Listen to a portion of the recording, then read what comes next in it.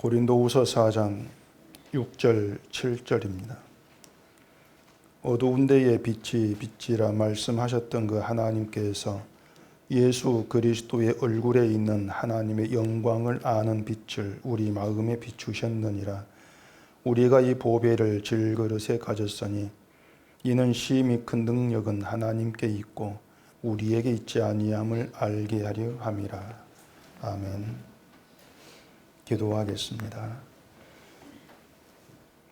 하나님께서 또 이 시간 이 말씀으로 우리에게 무엇을 알게 하시고 또 우리를 어떠한 길로 인도해 가시는가를 기대하면서 이 말씀을 보게 해 주시옵소서.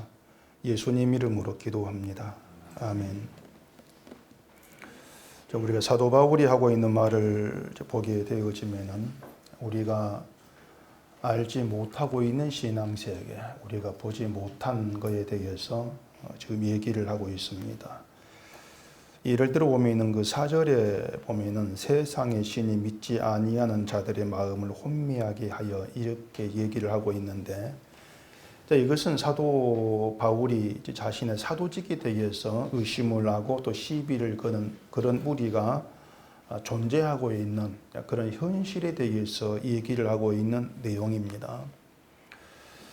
우리는 바울을 비난하는 사람이 있으면은 단지 비난을 하네 나쁘다, 우리는 그렇게 보는 것이 거의 전부라고 할 수가 있습니다. 옛날 그 바울의 시대만이 아니고 지금 교회 안에서도 누가 누군가를 향해서 비난을 하고 욕을 하고 다툼을 하고 이런다면은 왜 성도끼리 비난합니까? 잘못된 겁니다. 하지 마세요. 우리 그렇게 이제 보고 얘기하는 게 우리의 시각이고 거의 이제 전부죠. 눈에 보이는 것은 결국 사람이 행동하는 것, 그걸 잘못된 것으로 판단, 우리의 생각, 그런 것들이 있기 때문에 그렇게 판단하고 하지 마, 이런 식으로 문제를 해결하고, 그게 우리의 방식이고 또 우리가 알고 있는 내용의 전부라고 할 수 있습니다. 그 외에 다른 현실은 우리가 보지를 못하는 겁니다. 그런데 사도 바울은 자기를 비난하고 있는 그런 교회 현실 모습을 통해서 다른 현실을 보고 있는 겁니다. 그게 뭐냐면은 이 세상의 신 사탄이 믿지 아니한 자들의 마음을 혼미하게 한다. 그리고 복음의 광채가 비치지 못하게 함으로 인해서 자기를 비난하는 그러한 일들이 발생을 한다. 그렇게 얘기를 하고 있는 겁니다. 그러니까 바울은 사도직을 비난하는 그런 모습들 통해서 세상의 신 사탄이 활동을 하고 있다. 마음을 혼미하게 했다. 이렇게 보고 있는 거예요. 그러니까 그들 행동이 나쁘다 좋다 이게 아니었단 말입니다. 세상의 신이 마음을 혼미하게 했구나. 복음의 광채가 그로 인해서 비치지 못하기 때문에 저런 모습이 나타나게 되었구나. 그 얘기를 이제 하고 있는 것이죠. 우리가 눈으로 볼 수 없는 그런 현실을 바울은 그걸 보고 얘기를 하고 있다.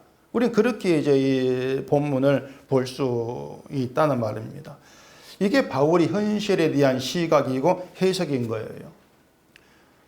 바울은 사탄이란 존재에 대해서 알고 있습니다. 단지 아는 게 아니고 사탄이 어떤 목적으로 무엇을 위해서 활동을 하는가 이걸 알고 있기 때문에 자기를 비난하는 그러한 무리들에게서 그 활동을, 사탄의 활동을 보고 있는 거예요. TV를 보면은 그 대통령이라 불리는 사람이 있습니다. 여러분도 잘 아실 건데, 강효국이라는 그런 분인데, 이분이 개들의 그 행동, 습성을 아주 잘하는 그런 분이죠. 그래서 개가 사람만 보면 짖는다거나 아니면 다른 개를 공격을 한다거나 이런 것들을 보면은, 그 개 주인들은 하지 말라고 말리고 야단치는 게 전부이지 않습니까? 말리고 하지 말라고 말리는 거, 막는 거. 그러니까 개가 왜 짖지, 왜 다른 개를 공격을 하지? 그 이유나 내막을 몰라요, 우리는. 습성을 모른단 말입니다. 그렇기 때문에 그 행동만 보면서 이건 나빠, 하지 마. 뜯어 말리는 게 그것밖에 할 수가 없는 거예요. 달리 할 도리가 없단 말입니다. 근데 그 강혁이라는 분은 개가 왜 그런 행동을 하는지를 아는 거예요. 습성을 알고 있기 때문에 그래서 그 사람에게는 짖지만 물지만 하는 게 없습니다. 제가 그 TV를 잘 보고 많이 좀 보는데 짖을 때 짖지 마 하고 야단치는 게 없는 거예요. 오히려 야단치는 걸 나쁘게 본다는 얘기예요. 개를 아니까 우리에게는 보이지 않는 개의 행동 이유가 그 사람에게는 보이는 것이죠. 이 바울의 경우도 다르지가 않습니다. 우리가 알지 못한 신앙의 세계를 바울은 알고 있습니다.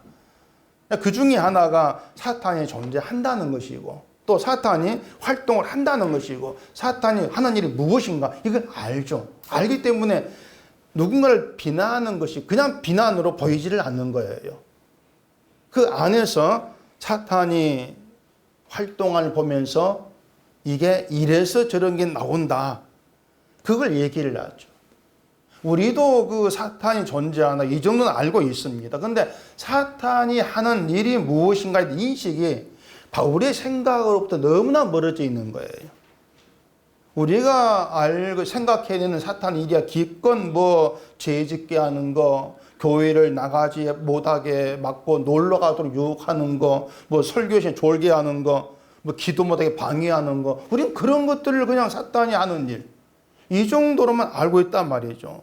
근데 문제가 뭐냐면은 우리가 사탄을 그렇게 생각하는 것까지도 바울이 볼 때에는 사탄에 의해서 마음이 혼미하게 되었기 때문에 사탄을 그렇게 알고 있다. 그게 사탄 얘기가 되어진다는 것입니다.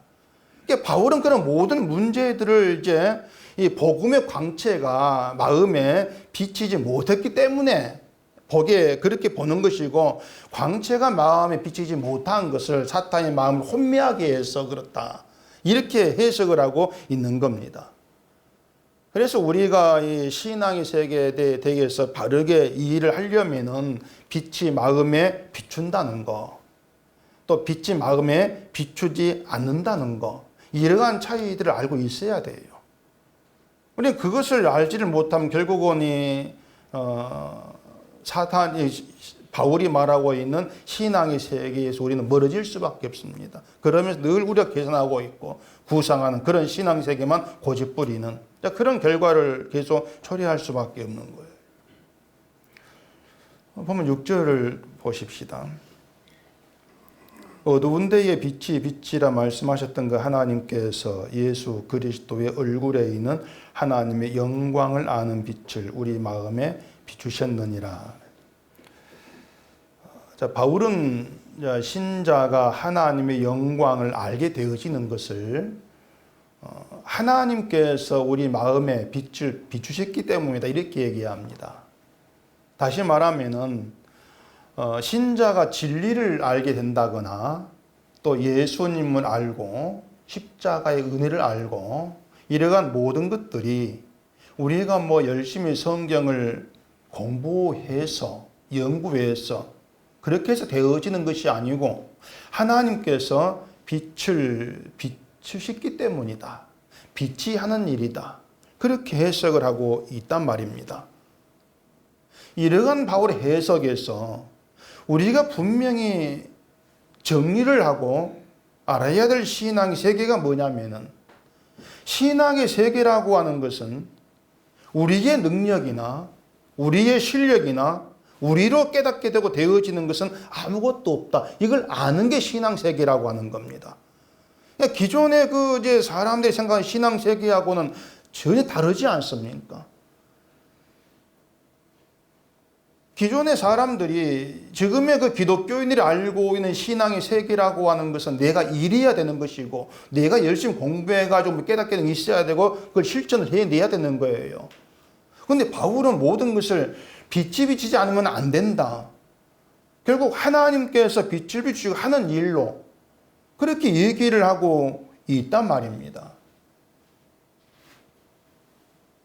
결국 우리의 실력으로 되어지는 것은 없다는 것이 전제되지 아니하면은 그건 신앙 세계가 될 수가 없는 거예요.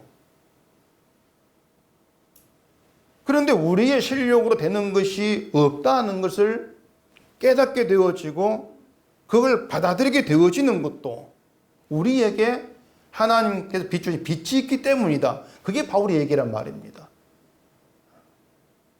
내 실력으로 안 된다는 걸 알게 되어지는 건 내 실력이 아니다. 빛으로 되어진 것이라는 거죠. 그러니까 우리 마음에 빛이 비친다고 하는 그 얘기는요, 결국 내가 아무것도 할 수 없는 무능력한 인간으로 드러나는 일이 되는 거예요. 빛에 의해서. 그래서 반대로 빛이 없는 어둠, 빛이 없는 게 어둠이죠. 빛이 없는 어둠에서는 믿음을 인간이 해야 되고 할 수 있게 하는 그런 능력으로 등장합니다. 늘 믿음이라고 하는 것이. 우리를 능력 있게 만들어서 뭔가 일을 하게 만들어내는 그 믿음. 이것이 어둠의 세계에 등장하는 믿음이라고 하는 거예요. 빛이 아니고. 이런 것들이 빛이 비춘 것과 비치지 않은 것의 구분입니다. 차이고. 그래, 빛을 구분하는 것은 쉬워요. 할 수 있다, 할 수 없다. 그 차이입니다. 다시 정리해서 말씀을 드리자면 능력이 우리에게 있지 아니하고 하나님께 있음을 아는 믿음, 그 믿음에는 인간이 차별될 것이 없습니다. 없잖아요. 근데 우리가 하나님께 능력을 받아가지고 하나님 기뻐하는 일을 한다. 이게 믿음이다. 이렇게 얘기를 해버리면 여기에는 믿음 차별이 분명히 발생을 하게 되어 있습니다. 결국 나중에는 누군가를 보면서 하나님 왜 저에게는 저 사람보다 능력을 적게 줍니까? 왜 나에게 능력을 안 줍니까? 이런 불평이 나와요. 믿음을 능력으로 이렇게 바꾸려면은. 바울은 그런 것들을 이 기독교에 만연된 일상적인 모습들이지 않습니까? 바울은 그런 것들을 사탄이 마음을 혼미하게 한 것으로 설명하고 있다는 얘기입니다. 그래, 여러분들이 자기의 그 신앙이 되게서 늘 제가 말씀드린 것처럼 이 교회 생활을 얼마나 열심히 하는가 하는 것으로 점수를 내려고 하면 안 되는 겁니다. 그건 자꾸 속는 거예요. 나는 내가 어둠에 있고 내 힘으로 진리를 알거나 예수를 믿을 수 없다는 걸 인정할 수밖에 없다. 이런 믿음이라면은 그 믿음도 하나님께서 빛을 비추셨기 때문에 가능한 것이다. 이렇게 답을 내라는 것이 바울의 설명이란 말입니다. 우리가 하나님께 빛을 비춰달라고 원한 게 아니지 않습니까? 우리는 아예 빛의 필요성을 알지도 못해요. 내가 어둠인 것을 깨닫지를 못하는데 빛이 있어야 돼. 그 필요성을 알지 못하는 것은 당연하지 않습니까? 어둠인 걸 모르고 있는데. 그런 우리에게 하나님께서 빛을 비추셨다고 하는 것은 거부할 수 없는 은혜로 다가온 것이란 말입니다. 난 빛이 싫습니다. 거부할 수 있는 게 아니에요. 거부하지 못할 은혜로 다가온 거예요. 그래서 우리가 복음을 안다는 것도 예수를 믿는다고 하는 것도 내 실력으로 내세워지거나 자랑할 수 있는 문제가 전혀 될 수가 없다는 겁니다. 지난 주일에 빛은 어두운 데 비춰진다고 제가 말씀을 드렸잖아요. 이건 6절에서 바울이 말한 내용이기도 한데 하나님은 어두운 데에 빛이 비쳐라 말씀하신 그런 분이라고 했습니다. 어두운 데에 빛이 비쳐라, 어두운 데에. 그래서 우리 마음에 빛을 비추신다면은 그건 우리가 뭐다? 어둠이다. 그 뜻이란 말이에요. 어둠이기 때문에 빛을 비추게 하신다는 얘기입니다.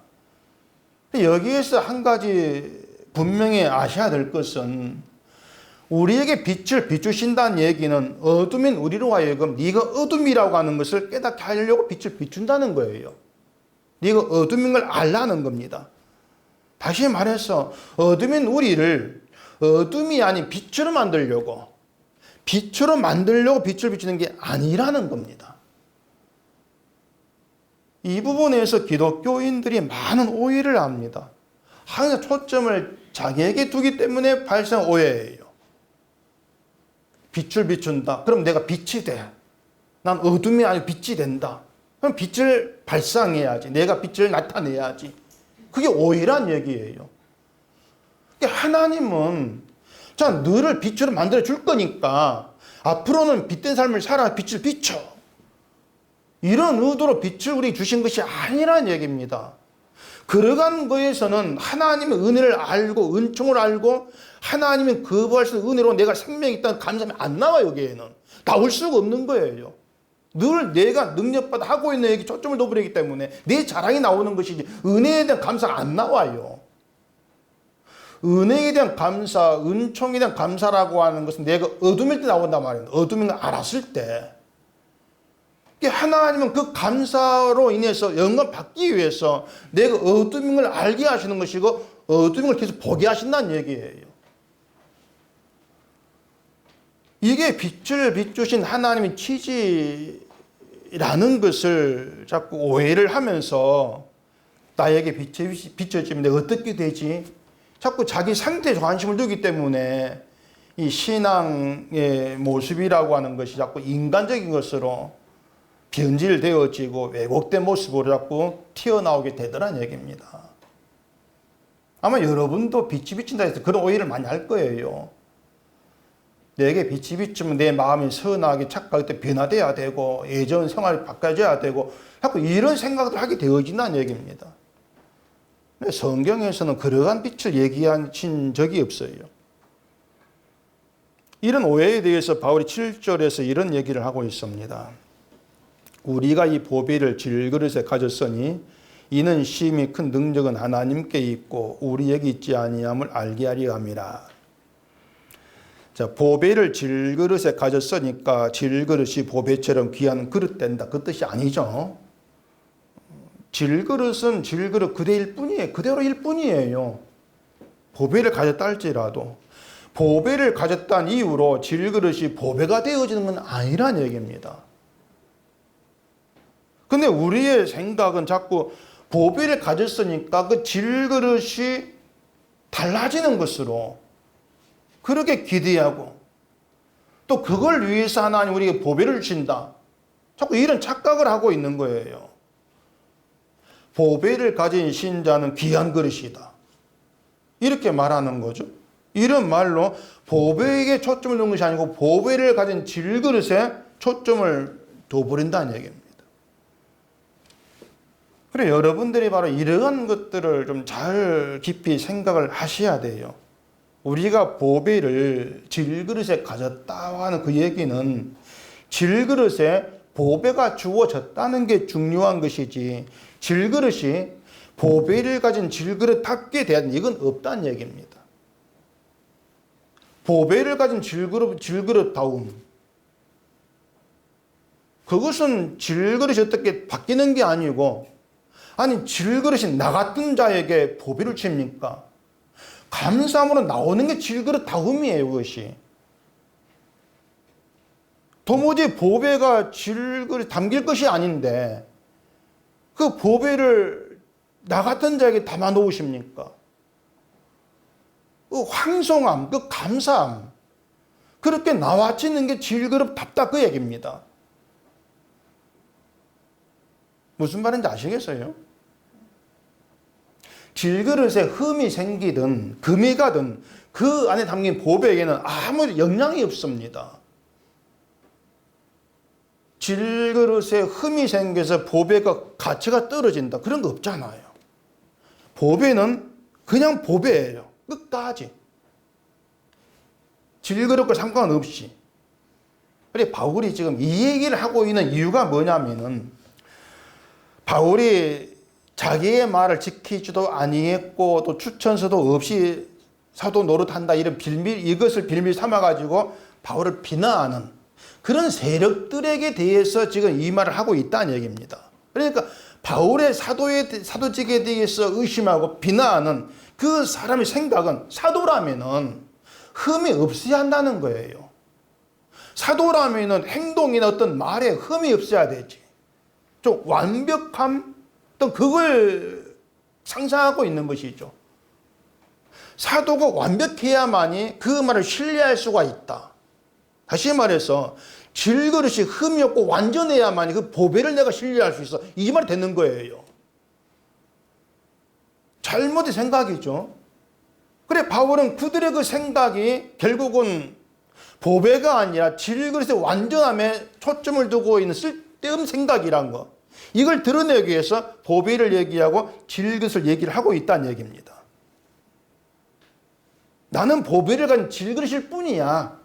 이런 말로 너희의 생각은 잘못된 거야. 왜 질그릇 초점을 두냐? 왜 질그릇이 완전해야 된다고 생각하느냐? 보배를 봐라 그거죠. 보배를 봐라. 그게 바울의 지적이라는 얘기입니다. 그런 점에서 이 바울의 얘기는 오늘 우리에 대한 지적이기도 하죠. 왜? 우리는 늘 보배를 얘기해, 예수를 얘기하면서도 예수님에게 초점 두는 것이 아니고 나에게 참 어둠일 뿐인 그런 우리 자신에게 자꾸 초점을 두면서 내가 어떻게 좀 개선이 되고 나아지는 이걸 목표로 한 경우가 많이 있기 때문에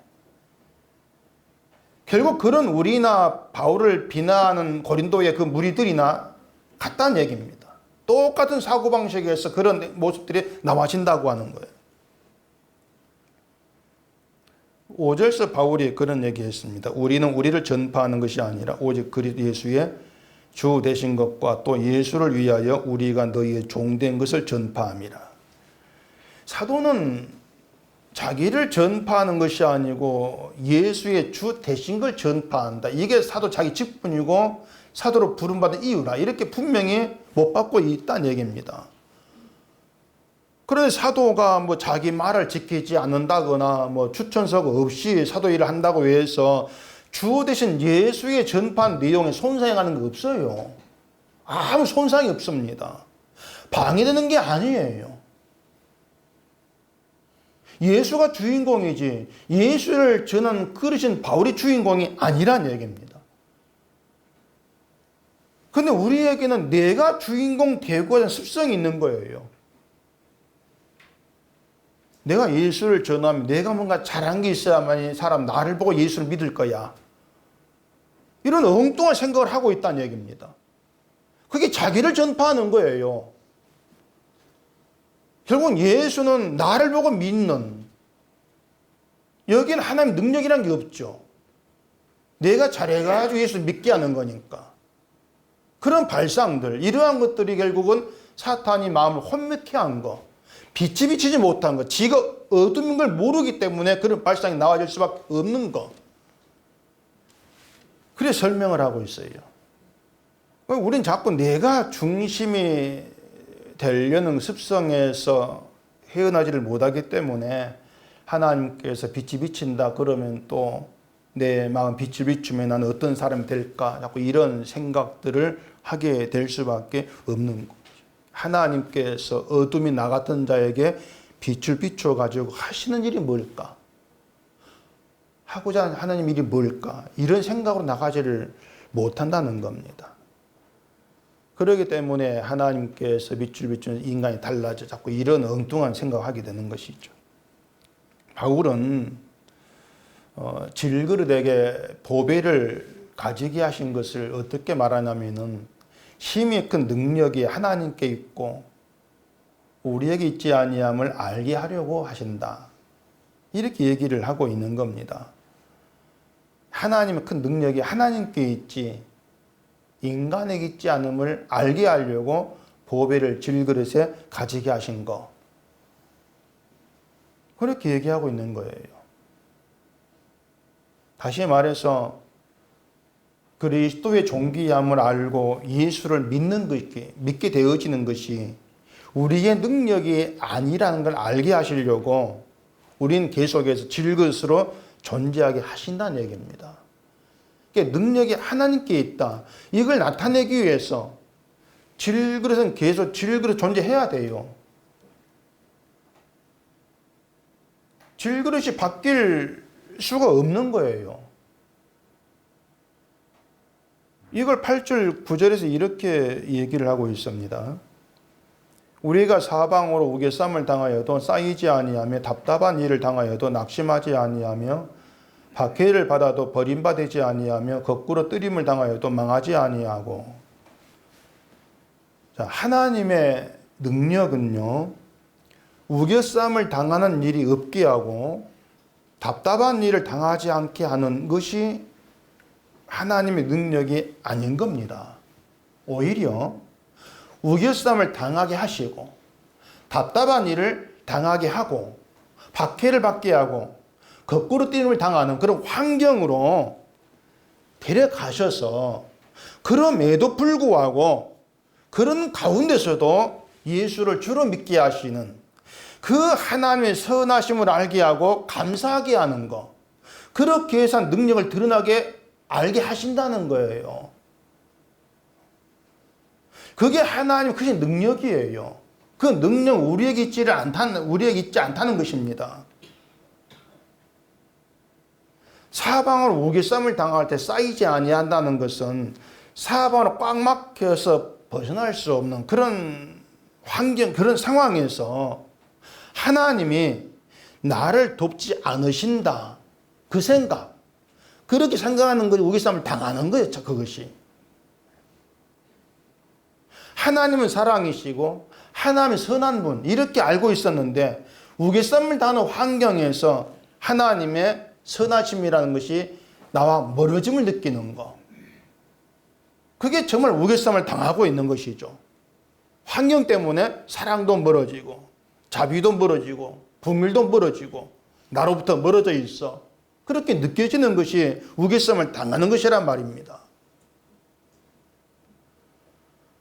근데 우겨쌈을 당하는 그런 환경에서도 하나님의 선하심을 믿는 그런 믿음의 사람이 나타나더란 얘기예요. 하나님은 그런 믿음의 사람을 나타나게 함으로 인해서 봐라, 능력이 나에게 있다. 이건 너희의 능력이 아니다. 이걸 알게 하시는 겁니다. 이게 질그릇으로 하여금 보배를 가지게 하신 하나님의 뜻이라고 하는 것이에요. 그래, 신자는 하나님이 살게 하시는 모든 삶, 모든 형편 속에서 이런 하나님의 능력을 깨달아야 돼요. 그 능력이 나를 살게 하는 것이구나. 그 능력이 나를 이런 상황에서 예수를 주로 믿게 하는 것이구나. 그걸 알 수 있어야 한단 말입니다. 그런 점에서 보면은 지금의 기독교인들은 하나님의 능력을 정말 크게 잘못 이해를 하고 있습니다. 하나님 능력을 내가 받아가지고 내가 능력을 행하게 되는 거 알고 있지 않습니까? 그게 잘못된 거예요. 나는 연약하지만 하나님께서 능력을 주시면 나는 모든 걸 할 수 있다. 능력의 사람이다. 이런 생각들. 그래서 능력을 받아가지고 죄도 이겨야 되고 사탄 유혹을 물리쳐야 되고 선한 빛을 비추는 그런 삶을 살아야 되고 그걸 능력으로 자꾸 생각을 하고 있는 것이죠. 그런데 능력을 그렇게 알게 되어지면은 결국은 내가 뭘 행하고 어떻게 살고 있는가 그렇게 자기를 자꾸 확인하려고 할 수밖에 없는 거예요. 능력이 임했으니까 능력을 나타내야 된다. 그런데 그런 생각들이 결국 사탄이 마음을 혼미케 한 것이다. 그런 답이 되는 것이죠. 그런 것들이 바울을 비난했던 고린도 교회와 다르지가 않은 겁니다. 어두운 데에 빛이 비치라. 그것 자체가 이미 하나님의 선하심과 자비하심입니다. 어두운 데 빛이 비치라 하신 것 자체가 선하심이에요.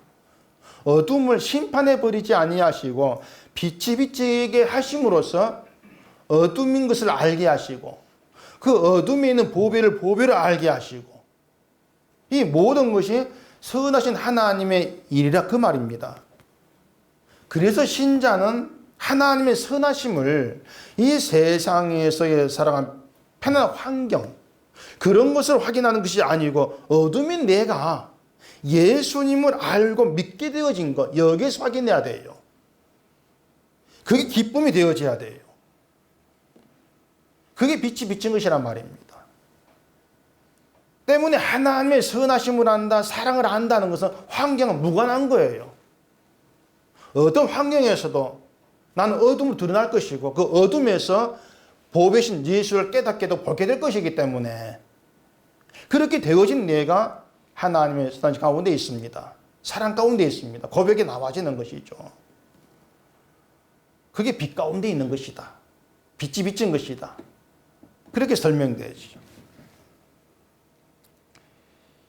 시편 34편 8절에 이런 말이 있습니다. 너희는 여호와의 선하심을 맛보아 알지어다. 그에게 피하는 자는 복이 있도다.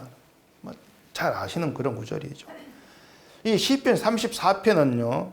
다윗이 아비멜렉 앞에서 미친 채 하다가 쫓겨나서 지은 시 이렇게 설명되어 있습니다. 다윗이 사울을 피해 가지고 블레셋 땅으로 도망을 쳤는데 그곳에 다윗이 골리앗을 죽였 것을 알아본 신하가 있었습니다. 그래서 결국은 또 목숨이 위태로워지니까 미친 척해서 목숨을 부지하게 된 그런 상황을 배경으로 한 시가 34편이에요. 자, 다윗이 하나님을 의지해서 골리앗 죽였는데 하나님은 그런 다윗을 살기 위해 도망치는 그런 신세가 되게 만든단 말입니다. 정말 미친 척이라고 해도 미친 척이라도 해서 목숨을 구하는 그런 비천한 신세가 되게 하신 거예요. 그리고 그런 상황에서 다윗은 여호와의 선하심을 맛보아 알지어다. 그에게 피한 자 복이 있다. 이런 고백을 하고 있단 말입니다. 우리 같으면 그런 고백이 나올 수 없는 상황인데 도대체 다윗이 말하는 여호와의 선하심은 뭐고 복은 뭐냐고 하는 거예요. 환경이 바뀐 게 아니에요. 다윗은 이렇게 도망을 쳐요. 근데 그런 상황에서 선하심을 맛보아 알지어다. 이런 얘기를 하고 있다는 얘기입니다.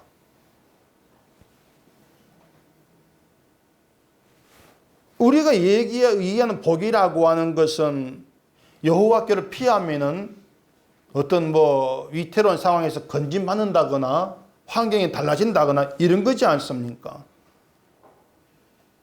근데 바울의 복은 그런 것이 아니었던 거예요. 자, 선하심을 맛보아 알지어다 이렇게 얘기하는데 이게 참 애매한 얘기입니다. 선하심을 맛보아 안다. 어떻게 맛을 봅니까? 선하심을. 우리가 음식의 맛을 보는 경우는 두 가지가 있습니다. 하나는 그 음식에 맛이 있는지 없는지 알려고 맛을 봐요. 또 다른 한 경우는 뭡니까? 또 다른 경우는 안 들립니다. 음식이 변했는가 변하지 아니하는가 그걸 알려고 맛을 보는 경우가 있습니다. 선하심을 맛보아 알라는 것은 첫 번째 의미라기보다 두 번째 의미예요. 하나님의 선하심 맛있다 맛없다 그런 의미로 맛보아 알라 그런 뜻이 아니란 얘기입니다. 다윗과 같은 상황에서는 우리가 하나님의 선하심을 실감할 수가 없게 됩니다. 상황 자체가 환난 상황 자체가 우리가 기대할 선하심이라고 하는 것은 다윗과 같은 어려운 상황에 안 처하는 거예요. 우겨쌈을 당하는 그런 상황에 우리를 빼내주는 거 그런 형편으로 가지 않게 만드시는 거 이게 우리가 기대하는 선하심이에요.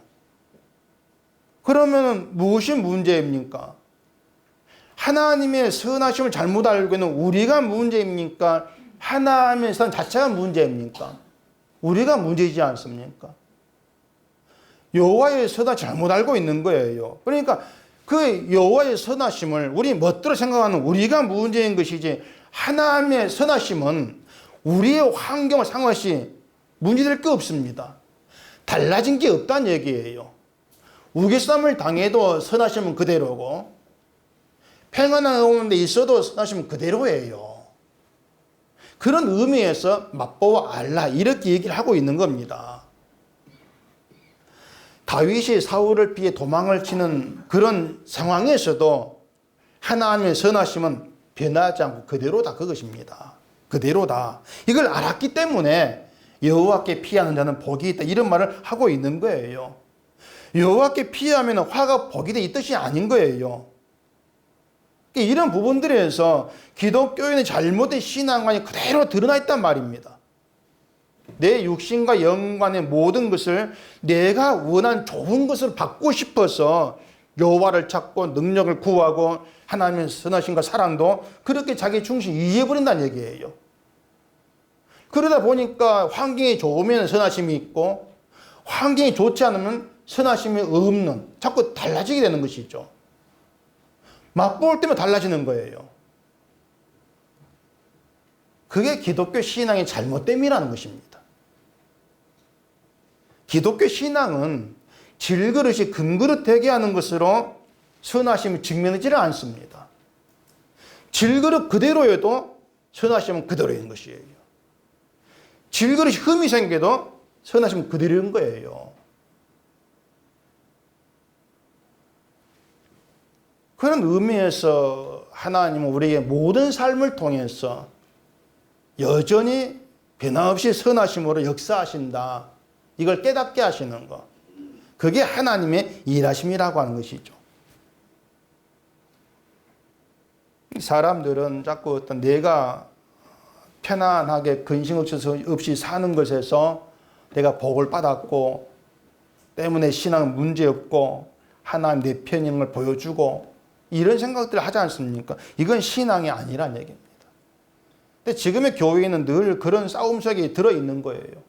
교회가 교인들에게 그런 싸움을 자꾸 조장을 해요. 신앙생활 잘하면 하나님께 도우신다, 복을 준다, 이런 말들이 싸움을 조장하고 있단 말입니다. 그런 싸움에 말려든다면 그것은 사탄으로 인해서 마음이 혼미해졌고 빛이 비추지 않았기 때문이다. 그게 바울이 보고 있는 현실에 대한 설명이 된단 말입니다. 만약에 바울이 사도됨을 비난하는 그런 무리들에게 난 이래서 사도다, 그렇게 자기가 한 일이나 또 자기 일의 결과를 가지고 자기를 증명하는 그런 일에 썼다면 바울은 싸움 말려든 것이죠. 그 싸움에. 그리고 그것이 마음 빛이 비치지 아니했다, 이런 의미가 되는 것이고. 그런데 바울은 그런 싸움에 말려들지 않아요. 왜냐하면 사탄의 혼미하기한 빛이 비추지 않은 그런 것임을 알고 있기 때문에 말려들지를 않습니다. 자기의 사도됨을 자꾸 증명하려는 그런 길로 가지를 않고 있죠. 끝까지 보배, 난 질그릇, 능력은 여호와께 있고 내게 있지 아니한다, 이렇게 나아가고 있는 것이에요. 그렇게 오면 우리는 서로가 나를 보여주려고 하고 날 증명하고 싶어하는 그런 싸움에 너무 쉽게 말려들립니다. 우리는 아주 쉽게 그런 싸움에 말려들죠. 그래서 우리 힘으로는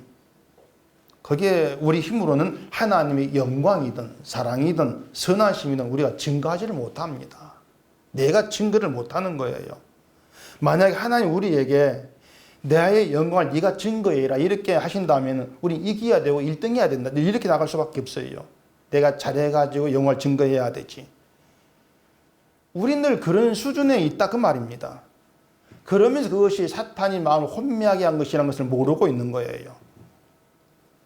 그걸 바울의 이 설명을 통해서 이런 것이었구나, 우리가 알게 되어지는 거죠. 지금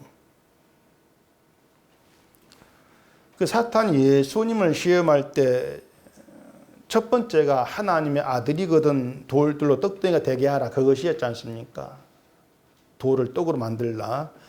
그 시험에 예수님이 하신 말씀은 사람이 떡으로만 살 것이 아니고 뭐라 하겠습니까? 말씀으로 산다, 그렇게 말씀했지 않습니까? 떡으로 사는 것은 기존 세상 방식이에요. 떡으로 사는 것은 예수님이 없는 기존의 세상 방식.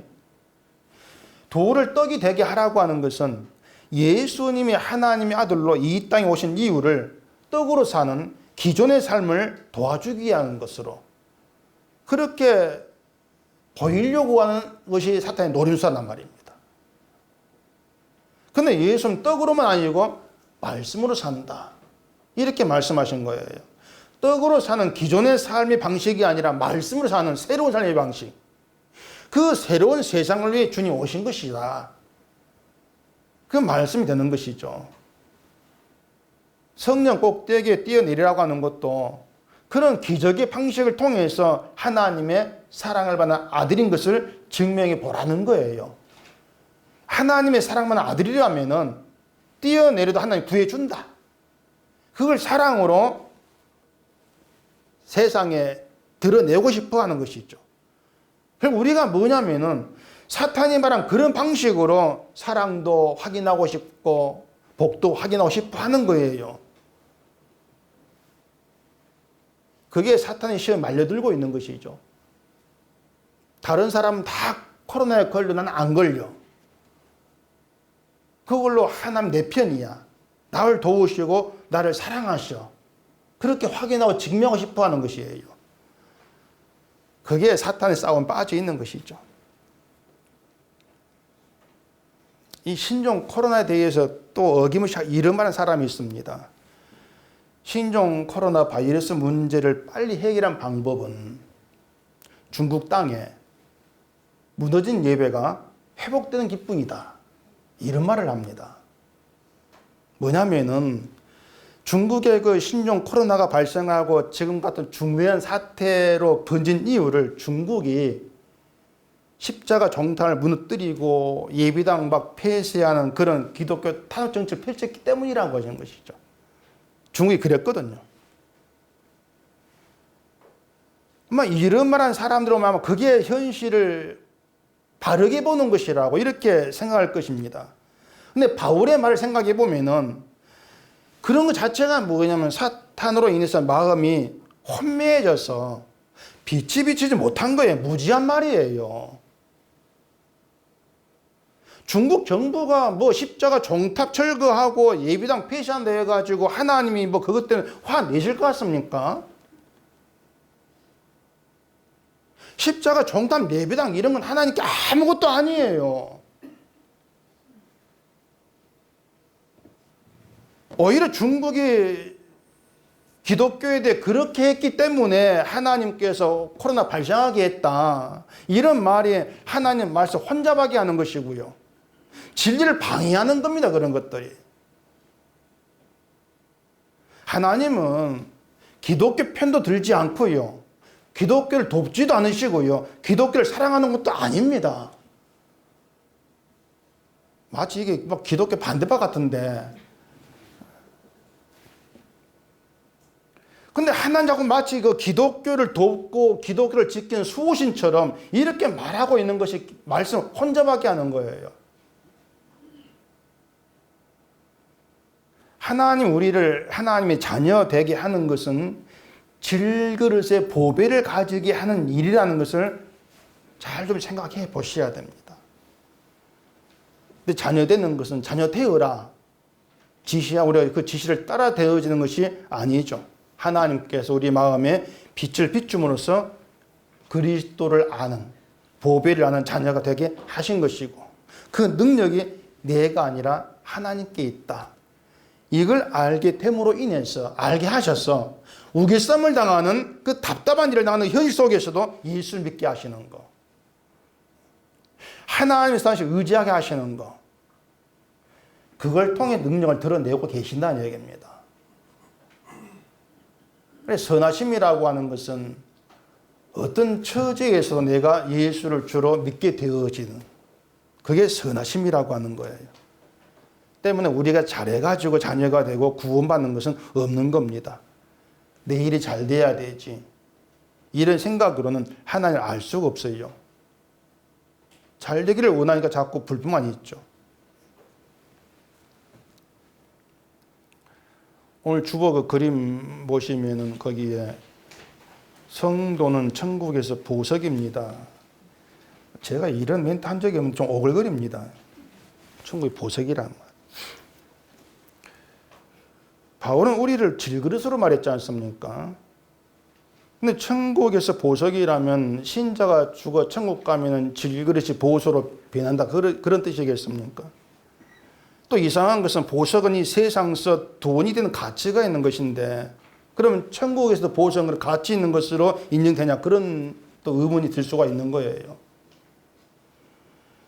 요한계시록 21장을 보십시다. 요한계시록 21장 10절입니다.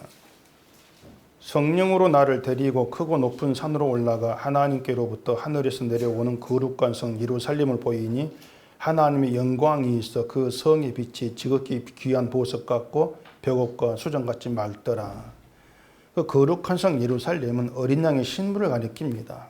그리스도의 몸된 교회 신자를 얘기하는 것이죠. 근데 그 교회 신자를 귀한 보석 같고 벽옥과 수정같이 맑다 이렇게 표현하고 있습니다. 대개 보면 이것을 이제 우리가 알고 있는 그런 보석, 그런 개념으로 이해를 많이 합니다. 근데 말씀드린 것처럼 그렇게 되어지면은 지금 우리가 정말 귀하게 여기고 있는 보석 가치가 천국에서도 인정된다, 이러한 뜻이 되어버린다는 얘기예요. 그러면 세상의 모든 걸 배설물이라고 말할 수 없지 않습니까? 그 신자를 천국의 보석으로 표현하고 있는 것은 뭐 보석이 아름답고 빛나고 값어치가 있고 돈이 되고 이래서가 아니에요. 보석이 비싼 이유가 뭡니까? 보석이 비싼 이유. 그 간단해요. 희소성인데 사람이 만들어내지를 못해서 비싸요. 사람이 만들지를 못하니까 적죠. 그냥 하나님께서 있게 한 그대로만 그냥 가질 뿐이죠. 적으니까 비싸요. 희소성 때문에. 그래서 보석이라고 하는 것은요, 사람의 손으로 만들어낼 수 없는 것, 이렇게 표현한단 말입니다. 사람이 만들어내지를 못하는 것. 이것이 신자를 보석으로 말하는 이유라 할 수가 있는 거예요. 신자는 사람의 손으로, 사람에 의해서 만들어지는 것이 아니고 하나님께서 손수로 만들어내시는 하는 작품이란 얘기입니다. 그래서 보석이라는 거예요. 사람의 손을 타지 아니하는 것. 순전히 하나님을 위해서 만들어지는 것. 질그릇이 자기를 보지 않고 보석으로 만족한 믿음은 우리가 만들어내지를 못합니다. 우리 힘으로 안 돼요. 하나님으로만 되기 때문에 능력은 하나님께 있다, 이렇게 얘기하고 있단 말입니다. 그래서 우리가 힘들고 어려운 형편에서 실감할 수 있는 것이 뭐냐면 모든 걸 초월해서 내가 하나님을 의지하려고 해도 안 되더란 얘기입니다. 어려운 처지 내가 참 다 초월해가지고 하나님 믿으려고 하는데 안 되더라.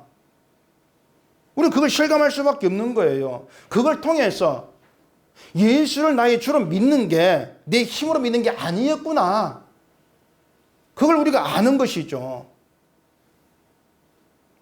그리고 하나님이 빛을 비추시고 알게 하신 그리스도가 생명 되심을 알아가고 예수를 알게 하신 하나님의 선하심과 도우심이 한시도 나에게 달라진 적이 없어. 우겨쌈을 당해도 선하심은 그대로고 답답한 일을 당해도 사랑은 그대로였다. 이걸 보배신 예수를 통해서 확인하는 거예요. 그게 감사가 되는 거예요. 그런 신자됨이라고 하는 것이 내가 안 된다는 얘기입니다. 하나님의 능력으로 되어지는 것이다. 그렇기 때문에 그런 신자됨에 있어서 내가 완전해야 돼, 내가 잘해야 되고 내가 흠이 없어야 돼, 이건 정말 헛된 것이란 말이에요.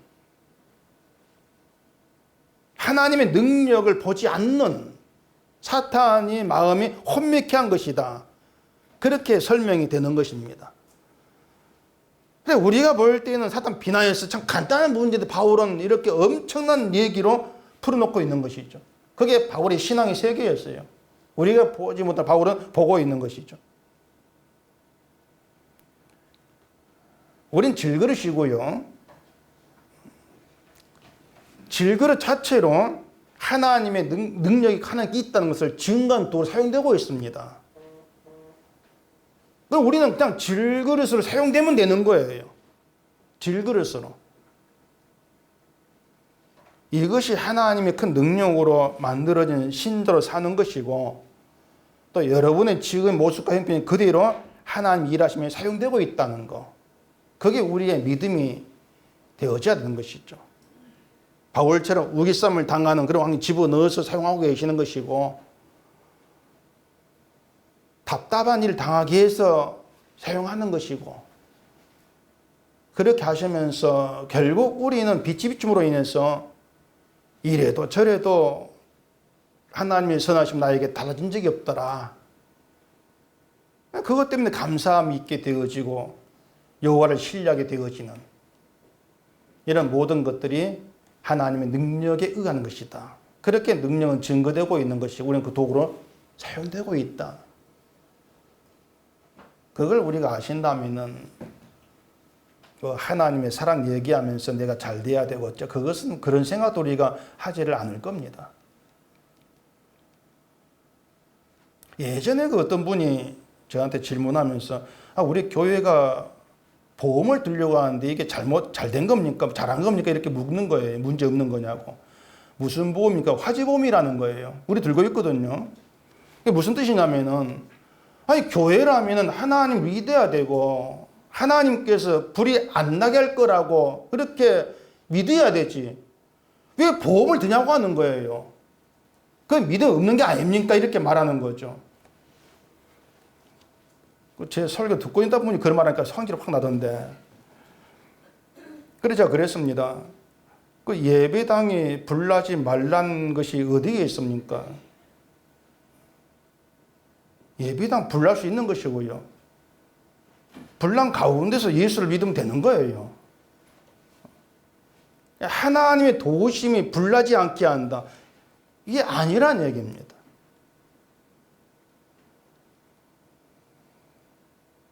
이것이 우리에게 좀 늘 믿음의 세계로 또 살아 계시고, 그래서 하나님이 우리를 어떤 처지와 형편으로 집어넣으시는 거기에서 하나님 능력 일하시고, 그 일하심은 나로 하여금 예수를 믿고 그 예수님이 나의 보배이심을 알게 하고 늘 주님 의지하게 하는 것으로 드러난다.